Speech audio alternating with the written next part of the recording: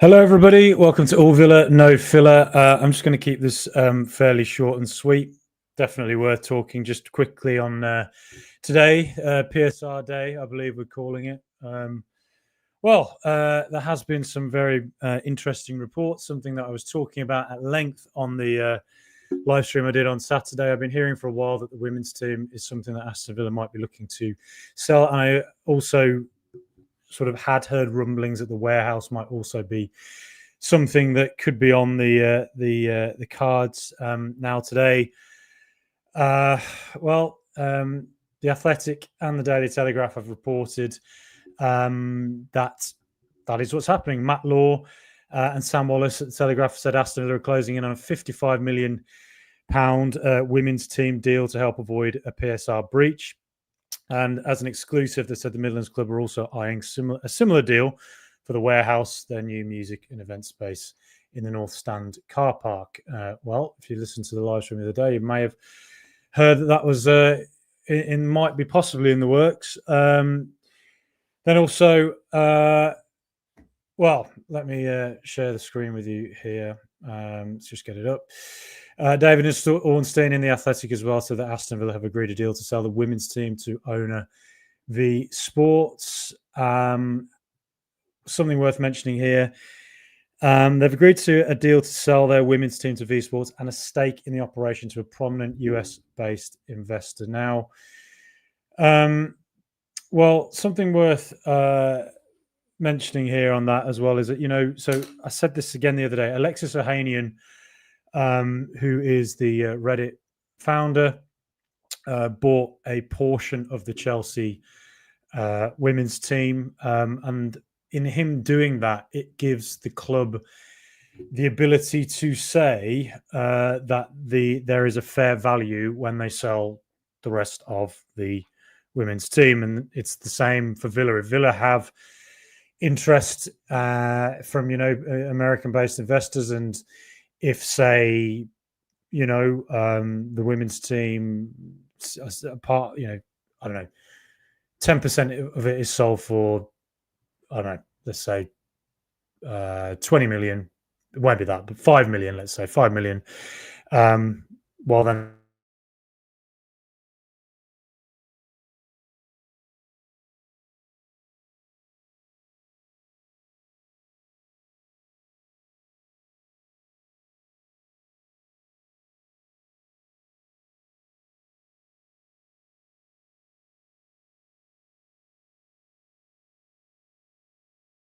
sorted now. Yeah, internet sorted now. Sorry, my Virgin internet's absolutely pathetic. Yes, worth remembering in that regard when it comes to what could be happening with the women's team, and I think as well it's that if Aston Villa have it agreed in principle to sell, it doesn't have to be done now to count within this year's accounts. If it's done in July, then it will count for what's happened this year. There's also been the sale of Kaine Kesler-Hayden. That looks like it's going ahead to Coventry. Jacob Tanswell reporting that's 5 million. John Percy saying 3.5. I'd lean towards thinking, both fantastic journalists. I'd lean towards thinking 5 million is more like what it will be, just because I feel like that's the level of talent he is. Obviously, a huge upside. He's done very well at Preston as well, on loan. Louie Barry as well been linked to Hull. Again, we've had that sort of a deal before. Now, Jacob Tanswell has reported with Kaine Kesler-Hayden there is a sell-on as part of the deal.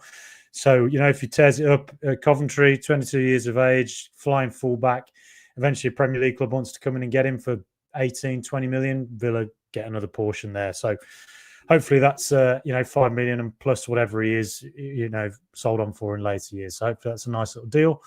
And then Louie Barry as well. Again, he's not really done it in the Championship. He's not really shown what he can do there yet.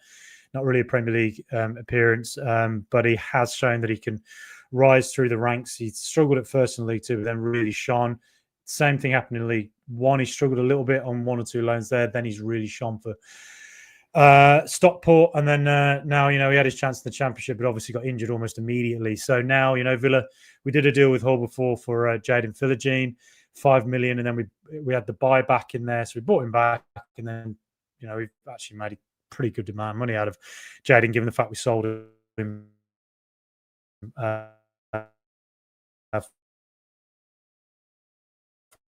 So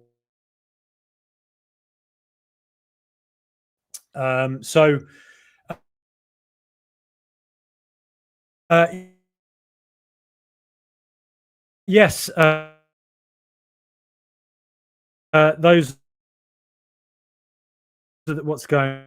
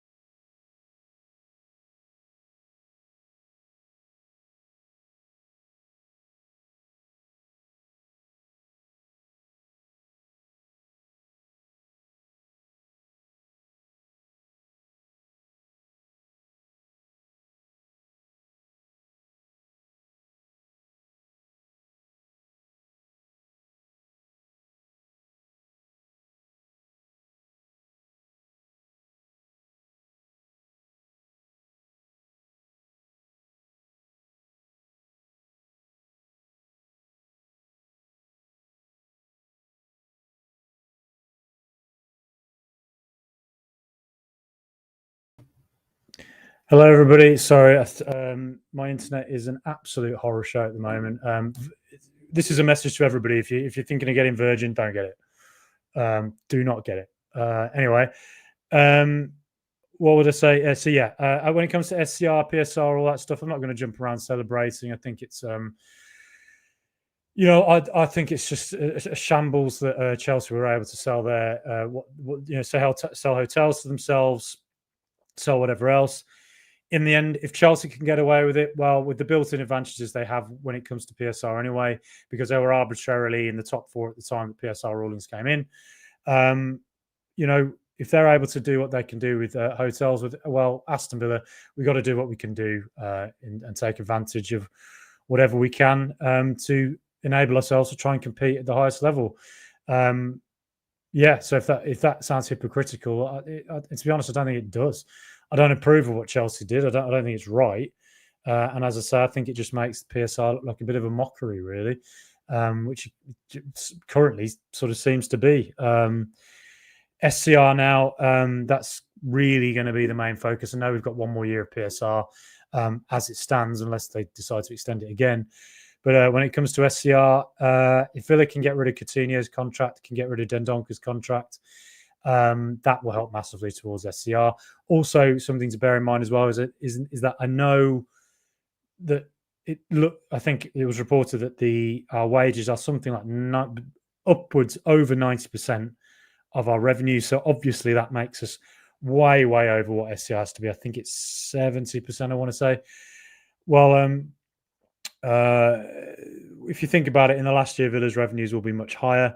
Going forward, Villa's revenues from where they've been in previous years will be a lot higher because of investments in, say, the new store in the Bullring, the new Aston Villa shop, at the stadium, the overall concourse at the stadium, the sponsorships that will be going up, and there will be more sponsorships to come, I'm sure. The youth investment, brilliant move that Aston Villa did years ago. Continuing to sell youth players essentially will help, although that's more PSR really, isn't it? When it comes to SCR, again, revenues, Villa being in Europe again this year will help. In the end, it looks like there isn't really anything to be worried about with PSR. The club have been working on it for a long time. I've been hearing the rumblings about the women's team for a while, plus the warehouse thing. So yes, hopefully that is a sign that Villa are all good. I think unfortunately to me, I don't really want to be talking about finances and revenues as a football fan. I just would rather be focusing on what Villa can do on the pitch. It's what I think we as fans find much more interesting. I think it's why we, got invested in Villa in the first place. Got invested in football in the first place. Unfortunately, yes, PSR rulings do benefit the top six in SCR. They still do, but at the same time, I think if Villa can keep up in their revenues, hopefully that means that in the long term, it won't be so much of a problem as PSR has been. Just on the surface, that's what it is looks like to me, but I'm more than willing for people to tell me I'm wrong about that. And in a few years' time, I'll look back and say I was wrong about that. But yeah, anyway, that's it. Just a few comments here. Good afternoon, all. Good to see you, Black Country Villain. Always enjoy your presence. Bongo Bongo, good name. Now let's get Grealish. Well, we'll see if you'd want that or whether Villa would want that. Another Villa Gig Sharma, another Villa podcast. Good to hear from you, mate. Afternoon to you too. Does this mean we don't have to sell our better players?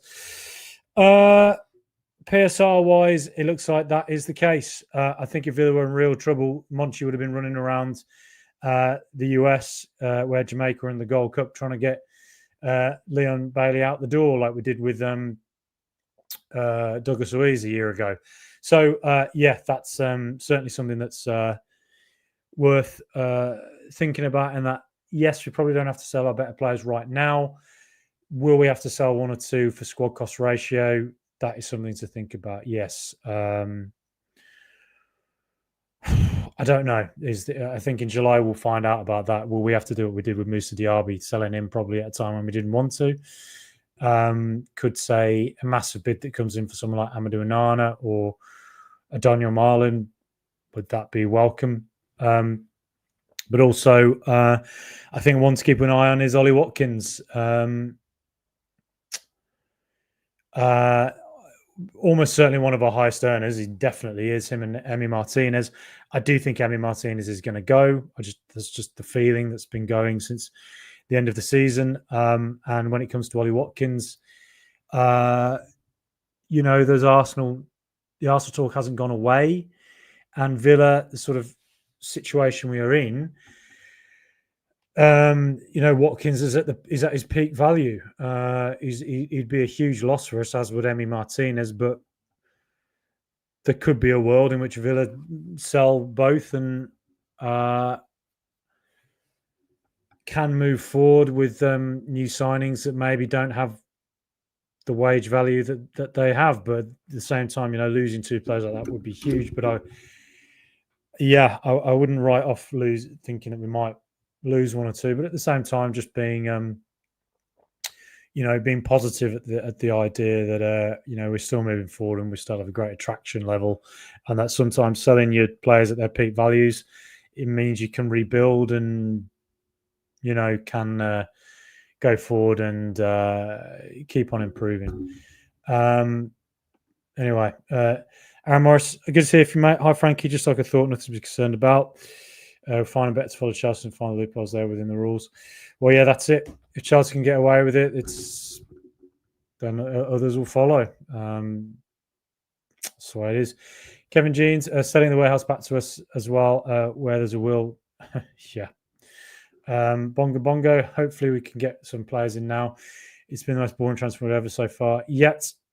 I looked at the squad the other day, and you could clearly see that Villa are going to have to be active, and we need another right centre back. We need right back. Seems to be an area where we just perennially need to improve. Central areas probably aren't somewhere we need to really focus on too much. Maybe a left midfielder, particularly if Ramsey goes, and then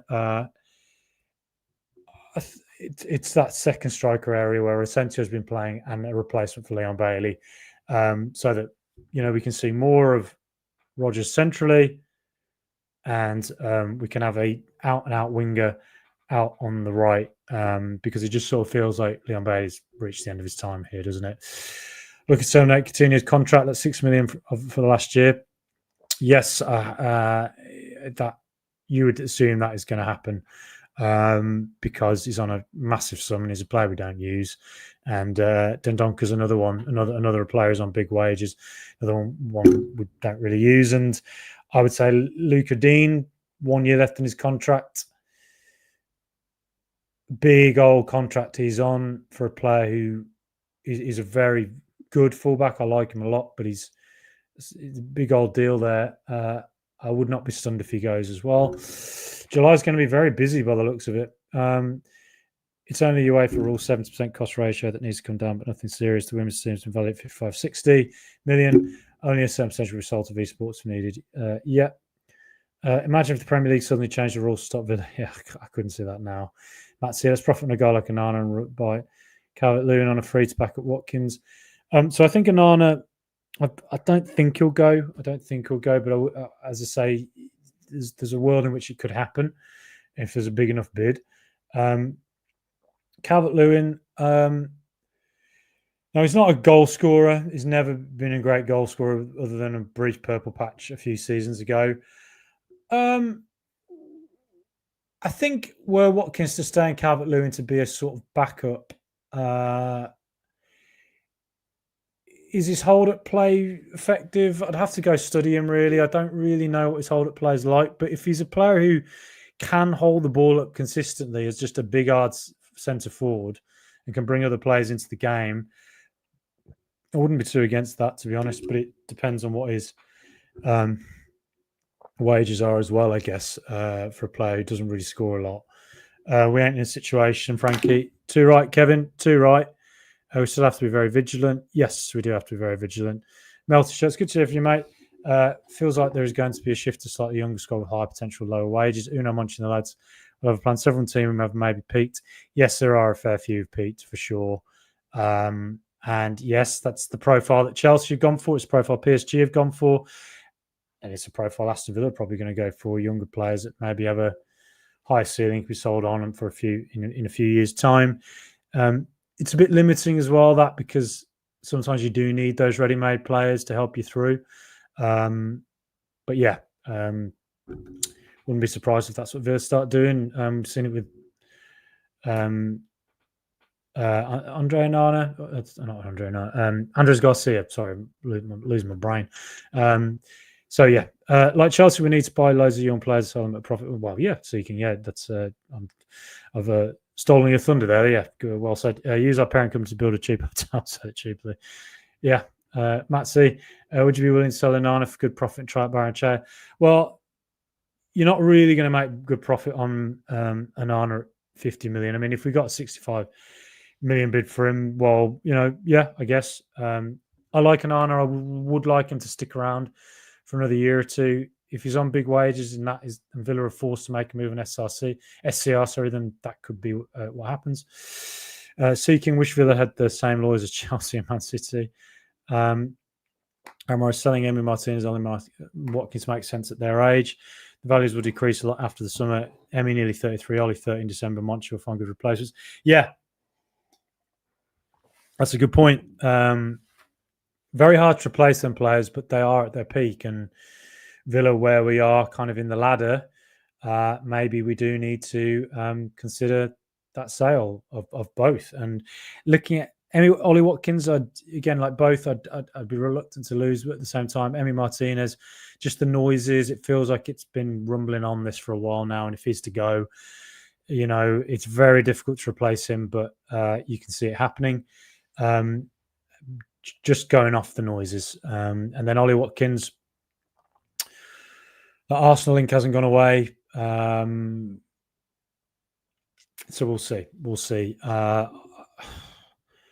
His numbers, goals and assists wise, it's extremely difficult to replace that. But again, Villa have a very expensive scouting system in there under Monchi, and you'd have to think that they will have players in place that can come in and do a job, and Unai Emery himself will have an idea about what he wants going forward, and maybe that means slightly revolutionising the team. We've done it before, over the years, and maybe it's time to do it again. We'll see. Watkins going nowhere. Trust me, says Kevin.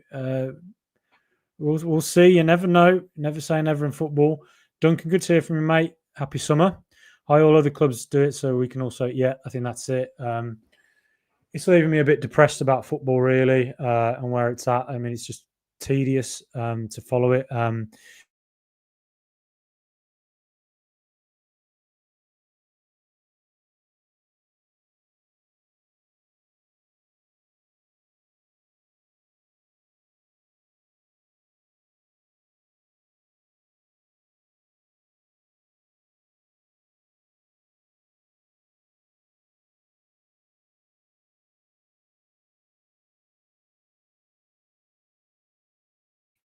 sort of but yeah, internet gone again, of course.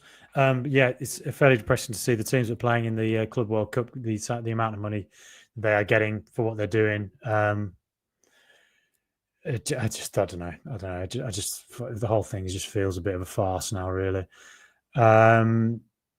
DCL only 18 Premier goals in the last 4 seasons, yeah. And if he's asking for 120k a week, sign a new deal with Everton, same way as Luca Dean, yeah, it's a lot of money for a player who doesn't score goals up front.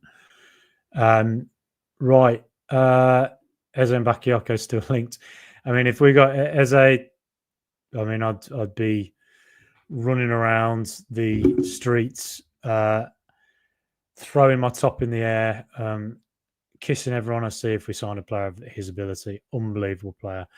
But yeah, anyway, I think I'll leave it there just because it's absolutely boiling and my internet's absolutely useless. But yes, looks like Villa are all right with this, with a PSR. We've gone and done what Chelsea have done.